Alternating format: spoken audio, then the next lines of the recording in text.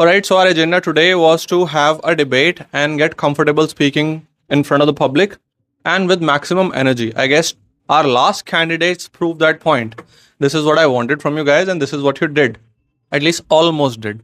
So I would like you guys to vote legitimately, purely.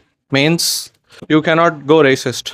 Not on the basis of gender, not because you know somebody already in advance. Think about what you heard, introspect the information that you heard, and then vote legitimately and truly. Okay. Rap music tell us something short and more accurate without going for too long music. And in rap music we are generally getting something like story or something that is too motivating for a person. Music is just for the relaxing and you feel energetic and boost your mindset. It's not like to listen a vulgar thing and abusive thing. That's why people do not listen at that time, the rap music. Let's suppose for a moment, if we even show the calories, what is the exact reason it should be that much of calories? Because every person have a different process to make some sort of dishes. Show the calories, there's a high chances people will start mocking Indian foods, which they already mocking. So I think it just done nothing, just create the outrages and anything else. Ban nuclear bombs, not in just India,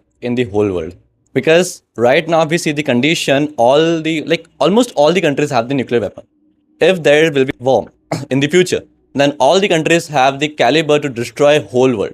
For example, if there's a one country who releases a nuclear bomb to the another country, then there's a country and there are supporter country and they will release a nuclear bomb to another country. This is how we are going to. We should be stick to, like, firstly we should stick to the books and the platform which is giving us lots of knowledge. We should stick to the classes.